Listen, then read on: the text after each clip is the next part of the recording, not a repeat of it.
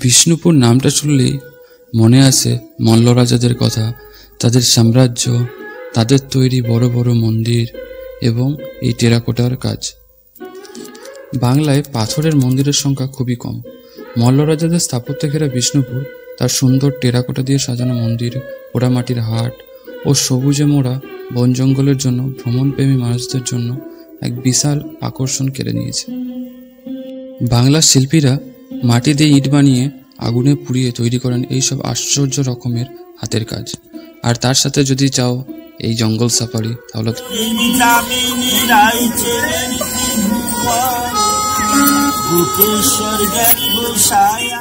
হ্যাঁ, দিনটা ছিল 12ই জানুয়ারি 2025। 12ই জানুয়ারি তারিখটা শুনলেই যে মহান মানুষটির কথা মাথায় আসে তিনি আর কেউ নন, তিনি হলেন আমাদের স্বামী বিবেকানন্দ। প্রতি বছর 12ই জানুয়ারি তারিখে ভারতীয় যুব দিবস পালিত হয়। এই দিনটিতে স্বামী বিবেকানন্দ জন্মগ্রহণ করেছিলেন। তো চলো শুরু করছি আজকের ব্লগ। আমি কৌশিক আর তোমরা দেখছো দি ইন্ডিয়ান লাইফস্টাইল। কুয়াশায় মোড়া শীতের সকালে বেরিয়ে পড়েছিলাম এক ঐতিহাসিক স্থাপত্যের উদ্দেশ্যে বিষ্ণুপুর। কলকাতা থেকে যারা বিষ্ণুপুর আসতে চাও তাদের জন্য একদিনের ট্রিপে বিষ্ণুপুর ঘুরে দেখা এবং আবার বাড়ি ফিরে যাওয়ার একটি অসাধারণ ট্রেন হলো রূপসী বাংলা এক্সপ্রেস, যেটি সাঁতরাগাছি জাংশন থেকে সকাল 6:28 ছাড়ে এবং বিষ্ণুপুর পৌঁছায় সকাল 9:30। যেহেতু আমার বাড়ি বিষ্ণুপুরের খুব কাছাকাছি, তাই এই পথটা আমি পাড়ি দিয়েছিলাম বাইকে। তো আমরা ছিলাম টোটাল 6 জন আর ছিল 3টা বাইক।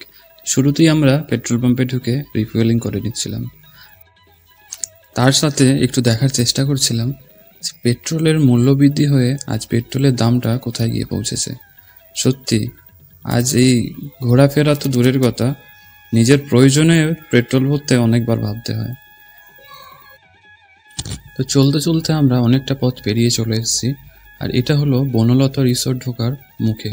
আর এই রিসোর্টটা পেরোলেই জয়পুর জঙ্গলের শুরুটা হবে। আর জয়পুর জঙ্গল মানেই তো বুঝতেই পারছো, সবাই এখানে একবার হলেও দাঁড়িয়ে একটু ফটোশ্যুট করে, একটু আড্ডা মারে, তারপরে বাকি পথটা যায়। এটা হলো বনলতার মেন গেট। আমরা ফেরার সময় এখানেই এসে খাবো, তারপরে বাড়ি যাব।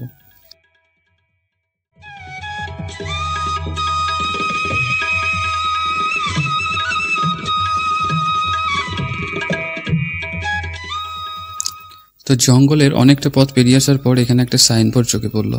এইখানে এই রাস্তার উপর দিয়ে নাকি হরিণ পারাপার হয়। সেই দেখে আমিও গাড়িটা থামিয়ে দিলাম। দেখি কিছুক্ষণ ওয়েট করি, যদি হরিণের দেখা মেলে। বারবার একটাই গান মনে পড়ছিল, তোরা যে যা বলিস ভাই, আমার সোনার হরিণ চাই। কোথায় হরিণ? বাজে এখন ঘড়িতে প্রায় 10:30টার মতো। আমি বেরিয়েছিলাম সকাল 8টার সময়।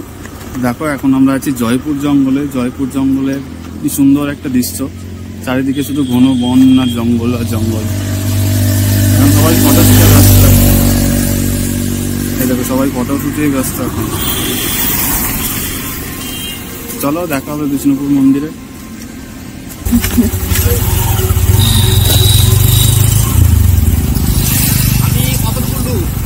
আচ্ছা আপনি? আচ্ছা। এইভাবেই চলতে চলতে আমরা বাকিটা পথও পেরিয়ে গেলাম, আর সামনেই আমাদের বিষ্ণুপুর। দেখুন, প্রত্যেকটা মানুষের জীবনেই দুঃখ আছে, প্রত্যেকটা মানুষের আলাদা আলাদা প্রবলেম আছে। কিন্তু প্রবলেম থাকবে, দুঃখ থাকবে, তাও কিছু কিছু সময় নিজেকে নিজের আনন্দটা খুঁজে বের করে নিতে হয় যে কোনো উপায়ে। আর এই যে মন্দির নগরী শুরু হয়ে গেছে। বিষ্ণুপুরে শুধু মন্দির আর মন্দির, এত মন্দির আছে, আপনি একদিন এসে তো কখনো শেষ করতে পারবেন না যে কত মন্দির আছে। আর এই সামনেই আমাদের বিষ্ণুপুর গেট। এটা হলো বিষ্ণুপুরের প্রবেশদ্বার।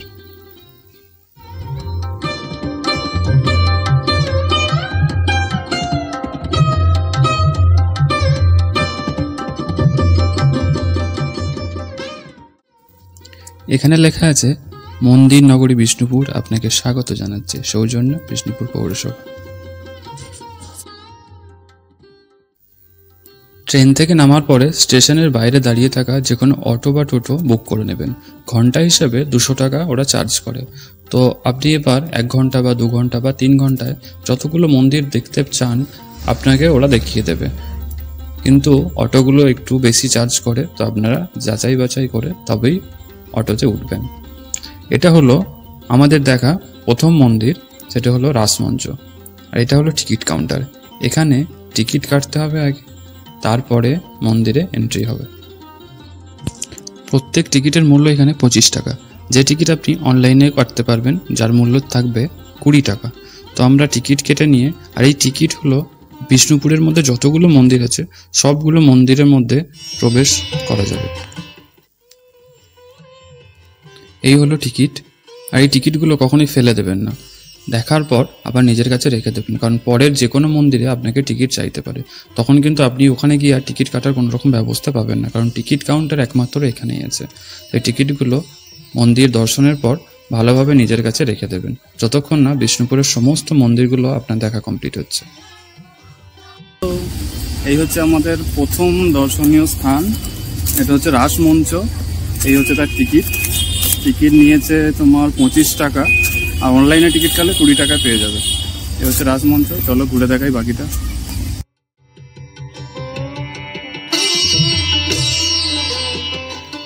বাংলার শিল্পীরা তখনকার দিনে মাটি দিয়ে ইট বানিয়ে আগুনে পুড়িয়ে এই আশ্চর্য রকম মন্দিরটি তৈরি করেন, যা এক একটি ইটকে সাজিয়ে সাজিয়ে এই মন্দিরটি নির্মাণ করা হয়।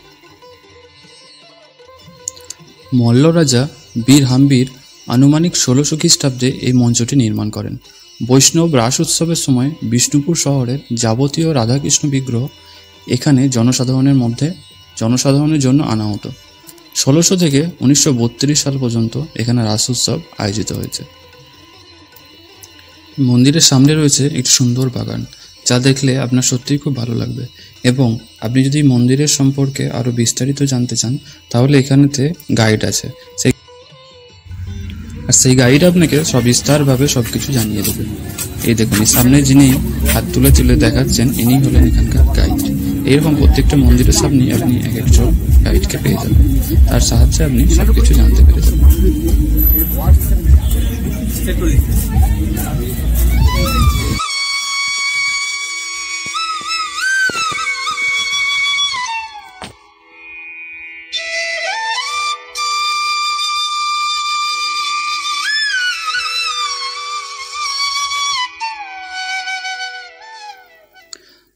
আর্কিওলজিক্যাল সার্ভে অফ ইন্ডিয়া থেকে এখানে লাগানো আছে কিছু বোর্ড, যেখান সম্পর্কে পড়ে আপনি জানতে পারবেন এখানকার কিছু নিদর্শন ও তাদের হিস্ট্রিক্যাল ব্যাকগ্রাউন্ড। তো আপনি চাইলে এখান থেকেও পড়ে নিতে পারবেন, কিন্তু এখানে খুব একটা বেশি তথ্য দেওয়া নেই।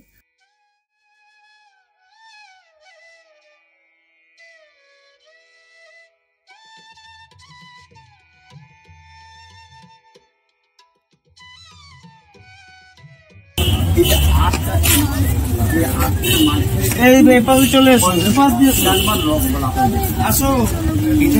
আয় আয়, এই দেখ, এটা আজকে টেস্ট করা হচ্ছে, টেস্ট করা টেস্টের উপরে কিন্তু পুরো স্থাপত্য দাঁড়িয়ে আছে। এটা হচ্ছে 425 বছর ধরে রেখেছে। রাসমঞ্চের উপরিভাগের গঠন অনেকটা পিরামিডের মতো।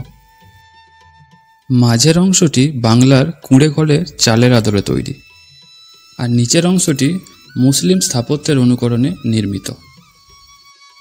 আগেকার দিনে রাসের সময় রাধাকৃষ্ণের মূর্তিটি এই মন্দিরে আনা হতো, কিন্তু এখন আর্কিওলজিক্যাল সার্ভে অফ ইন্ডিয়ার রক্ষণাবেক্ষণের পর থেকে তা বন্ধ হয়ে যায় সম্পূর্ণরূপে। আর এই মন্দিরের ভিতরটি অনেকটা চক্রব্যূহের মতো, মানে আপনি যেদিক দিয়ে ঢুকবেন আপনি চাইলেও সেই দিক দিয়ে বেরোতে পারবেন না। আপনি কোন দরজা দিয়ে ঢুকছেন আর কোন দরজা দিয়ে বেরোচ্ছেন কিছু বুঝতে পারবেন না, মানে পুরো গোলক ধাঁধার মতো ভিতরে।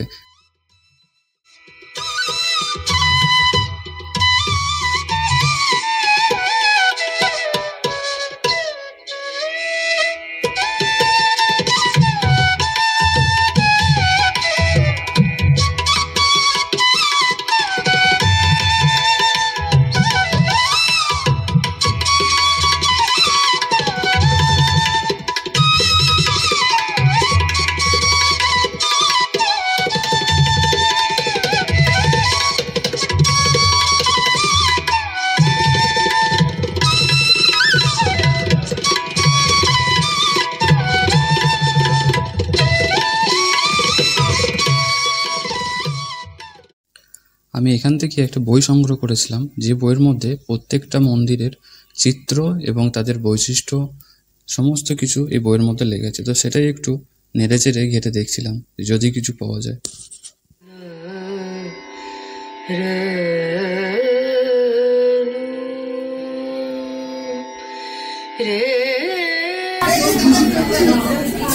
অনেকটা ভিতরটা আছে চক্রব্যূহের মতো অবস্থা। কোন দিকে ঢুকছে আর কোন দিকে বেরোচ্ছে সেটাই বুঝতে পারছি না, বেরিয়েই পড়ি। এরপর আমরা চলে আসলাম দলমাদল কামান দেখতে। দলমাদল নামে লৌহখাত নির্মিত এই কামানটি সম্ভবত মল্লরাজাদের সময় প্রস্তুত কামানগুলির মধ্যে সর্বাপেক্ষা বৃহৎ। কামানটির দৈর্ঘ্য 3.8 মিটার এবং ইহার মুখগহ্বরের ব্যাস 29.2 সেন্টিমিটার। এই কামান সম্পর্কে প্রচলিত লৌকিক উপাখ্যান অনুযায়ী রাজা গোপাল সিংহের আমলে রাজ পরিবারের ও নগরের রক্ষক দেবতা মদন মোহন স্বয়ং বর্গী সেনাপতি ভাস্কর রাওয়ের বিরুদ্ধে এই কামানটি প্রথম ব্যবহার করেছিলেন। এখানেও আপনি গাইড পেয়ে যাবেন, যিনি আপনাকে এই কামানটি সম্পর্কে অনেক ঐতিহাসিক কথা বলে শোনাবে।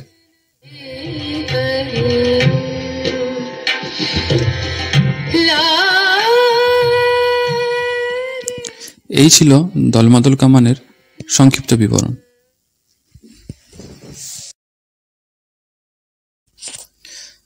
এখন আমরা চলে এসেছি ছিন্নমস্তা কালী মন্দির।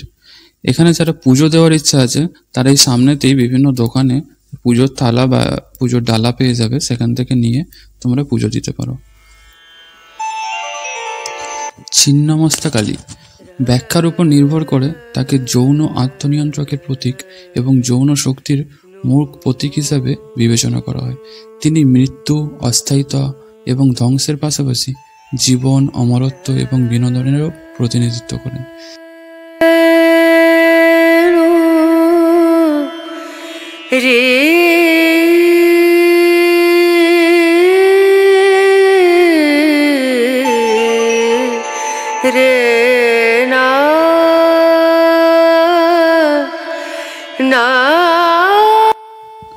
হিন্দু ছিন্নমস্তা তান্ত্রিক এবং তিব্বতী বৌদ্ধ ধর্মে একটি উল্লেখযোগ্য দেবতা হিসাবে আবির্ভূত হয়, যেখানে তাকে চিন্নামুন্ডা বা ত্রিকায় বজ্রযোগিনী বলা হয়।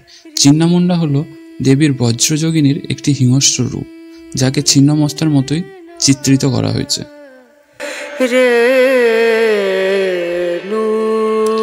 এই বোর্ডটার মধ্যে বিষ্ণুপুরের সমস্ত মন্দিরের ছবি এবং তার বিবরণ দেওয়া আছে, সেগুলো একটু ঘুরে দেখছিলাম।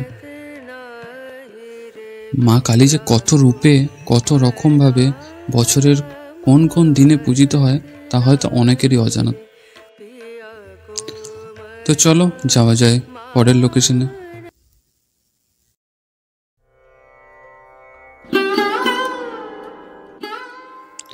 এটি হলো নন্দলাল মন্দির। চৌকো বেদির উপরে নির্মিত একচালা মন্দিরটির বাঁকানো ছাদ ও এক শিখর বিশিষ্ট।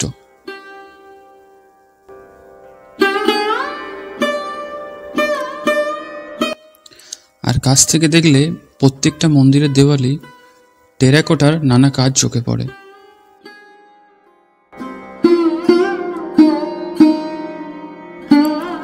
এটি হলো রাধা গোবিন্দ মন্দির। 1729 খ্রিস্টাব্দে মল্লরাজা কৃষ্ণ সিংহ ঝামা পাথরের একচালা এই মন্দিরটি প্রতিষ্ঠা করেন।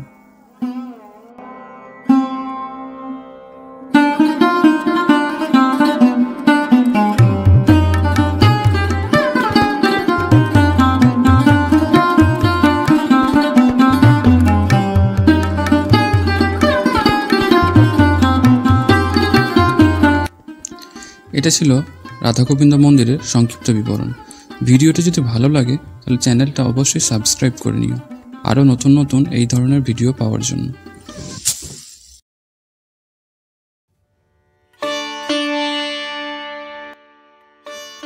এরপর আমরা চলে এলাম রাধা মাধব মন্দির। রাধা ও কৃষ্ণের একটি মন্দির। 1737 খ্রিস্টাব্দে মল্লরাজা গোপাল সিংহের পুত্রবধূ চূড়ামণি দেবী মাকড়া পাথরের এই একচালা মন্দিরটি প্রতিষ্ঠা করেন।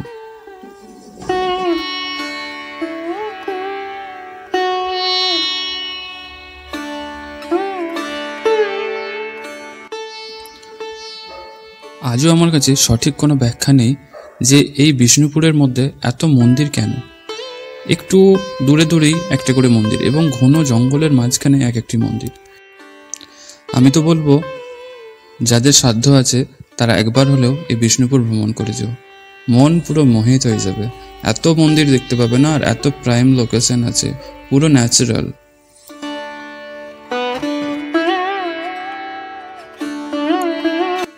কত ফ্যামিলি নিয়ে এখানে ঘুরতে আসে, দেখো তোমাদের সামনেই দেখতে পাচ্ছ কত ফ্যামিলি এখানে তার বাচ্চা কাচ্চা সবাইকে নিয়ে চলে এসছে একটি সুন্দর দিন কাটানোর জন্য তার নিজের বাসস্থানের বাইরে। সত্যি মাঝে মাঝে ঘুরতে যাব না, নিজের মনটাকে অনেক হালকা করা হয়। এবং কাজ তো সবারই থাকে, সেই কাজের ফাঁকে একটু করে ঘুরতে যাওয়া মানে সেই মানুষের মস্তিষ্কটাকে একটু রিলিফ দেওয়া।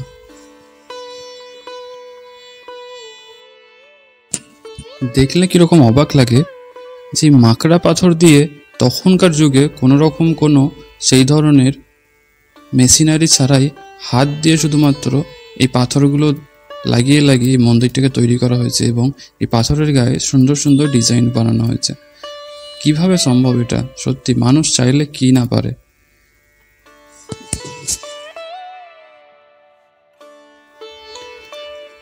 দেখলে অবাক লাগে এই ডিজাইনগুলো মানুষ হাতে করে বানিয়েছে তখনকার দিনে, কোনো রকম কোনো ইলেকট্রনিক্স জিনিসপত্র ছাড়াই শুধুমাত্র হাতুড়ি দিয়ে এই ডিজাইনগুলো বানিয়েছে।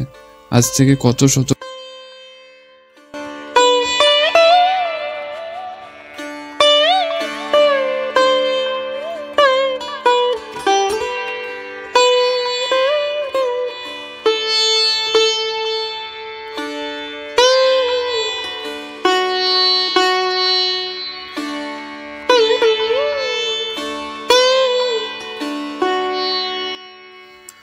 আজ অনেক দিন পর নিজের কাজ ফেলে রেখে, নিজের সমস্ত কাজ বন্ধ রেখে বাইরে বেরোলাম। সত্যি মনটা খুবই ভালো লাগছে। মাঝে মাঝে বেরোতে ইচ্ছা হয়, কিন্তু আজকালকার যা দিনের অবস্থা, বন্ধু বান্ধব তো হারিয়েই গেছে। তাই বন্ধু, দাদা, ভাই সবাইকে সঙ্গে নিয়ে অনেক দিন থেকে একটা প্ল্যান করছিলাম যে কোথাও একটা ঘুরতে যাওয়ার। তো একটা শর্ট ট্রিপ হয়েই গেল, যা হোক খুবই ভালো লাগছে সত্যি।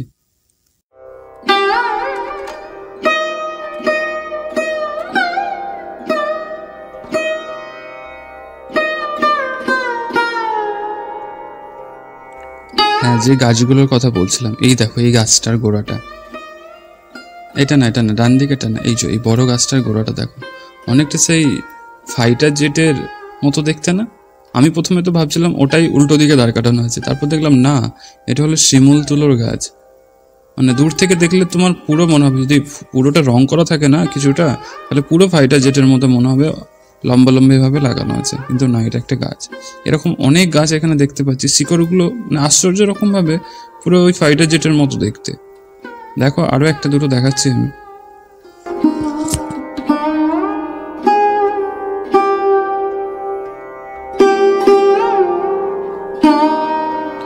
এটি হলো কালাচাঁদ মন্দির। 1656 খ্রিস্টাব্দে মল্লরাজা রঘুনাথ সিংহ মাকড়া পাথরের এই একচালা মন্দিরটি প্রতিষ্ঠা করেন। মন্দিরের সামনের দিকে পঙ্খের অলঙ্করণে কৃষ্ণলীলা ও পুরাণের কাহিনী দেখা যায়।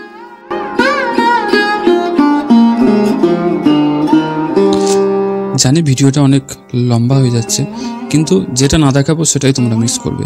তাই ভিডিওটা ভালো লাগবে, আশা করছি ভালো লাগবে, তোমরা দেখতে থাকো শেষ পর্যন্ত।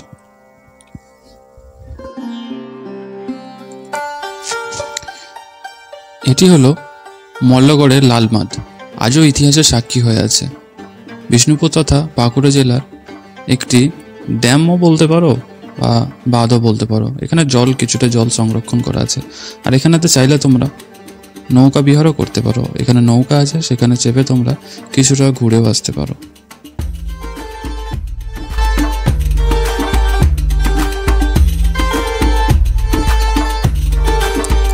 শ্যামরায় মন্দিরের দিকে যাওয়ার রাস্তার বিপরীতে একটি ছোট্ট ঢিপির উপর অবস্থিত গুমঘর হলো বিষ্ণুপুরের সবচেয়ে রহস্যময় কাঠামো। গুমঘর শব্দটিকে দুটি ভাগে ভাগ করা যায়। গাম মানে হলো হারানো বা লুকানো, ঘর মানে হলো ঘর বা বাড়ি। একত্রিতে গুমঘর বলতে বোঝা যায় এমন একটি স্থানকে যেখানে কেউ হারিয়ে গেছে বা লুকিয়ে আছে। রূপকভাবে বলতে গেলে এটি একটি লুকানোর জায়গা। এখন আমরা চলে এসেছি জোরবাংলা মন্দিরে। বলেছিলাম না টিকিটটা হাতে রেখে দিতে। দেখুন হঠাৎ করে এই মন্দিরের সামনে চেকিং চলে এসছে। এই মন্দিরে ওই টিকিট দেখালে তবেই এন্ট্রি করতে দেবে, অথচ এতগুলো মন্দিরে কিন্তু কোথাও টিকিট লাগছিল না। তো জোরবাংলা মন্দির 1655 খ্রিস্টাব্দে মল্লরাজা প্রথম রঘুনাথ সিংহ এই মন্দিরটি পরস্পর সংযুক্ত দুটি দোচালা কুঠিরের সমন্বয়ে গঠিত। সংযুক্ত অংশের মধ্যস্থলে একটি 4 চালা শিখর বিদ্যমান, তাই একে জোরবাংলা বলা হয়।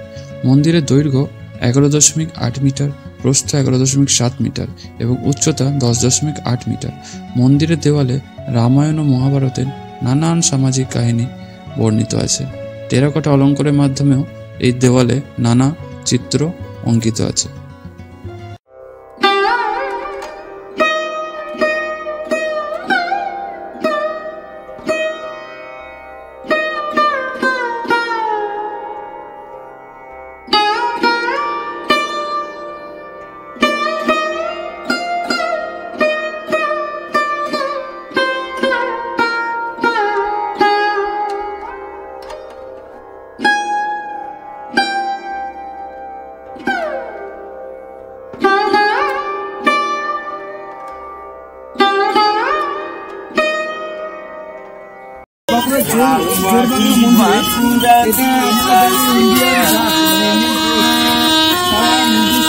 আর দেনে তোরে জামিনী রাইছে গোপেশ্বর জ্ঞানী গোসাই আদি গানের মুখাত এই বাঁকুড়ায় জন্ম যেন আবার ফিরে আসি।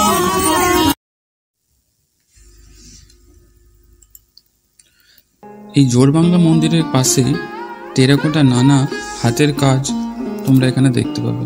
তো যাদের কিছু কেনার দরকার আছে তারা এখান থেকে কিনেও নিতে পারো। আমিও কিছু জিনিস দেখছিলাম, বেশ ভালো। এই গামছা কাপড়গুলো পুরো সুতির তৈরি আর এনাদের হাতের তৈরি। এইখানকার মানুষরা এত সাধারণভাবে জীবনযাপন করে, আর এত সাধারণ না, মানে তুমি যদি এখান থেকে কোনো জিনিস কেনো, একসাথে যদি 5টা 6টা একসাথে জিনিস কেনো না, এরা এতই সাধারণ আর এতই মানে গ্রাউন্ড টু আর্থ লেভেলের মানুষ, এই হিসাব করতেও অনেকক্ষণ সময় লেগে যায়।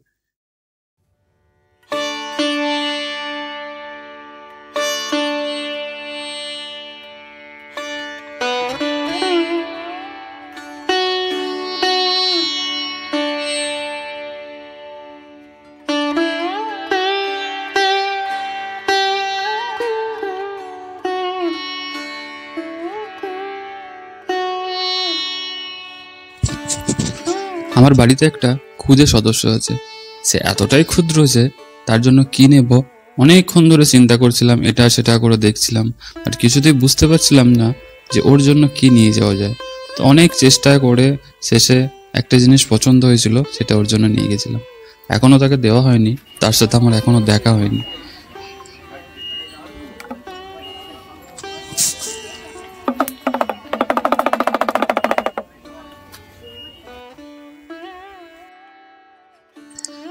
এটি হলো এই ভিডিওর শেষ নিদর্শন, বড় পাথর দরজা, আর এর পাশে আছে ছোট পাথর দরজা। এটি হলো বড় পাথর দরজা। বড় পাথর দরজা নামটি এসছে মাকড়াও পাথরের তৈরি খিলান সজ্জিত এই প্রবেশপথটি মল্লরাজা বীরসিংহ তৈরি করেন। এটি বিষ্ণুপুরের প্রাচীন দুর্গের উত্তর দিকের প্রবেশপথ।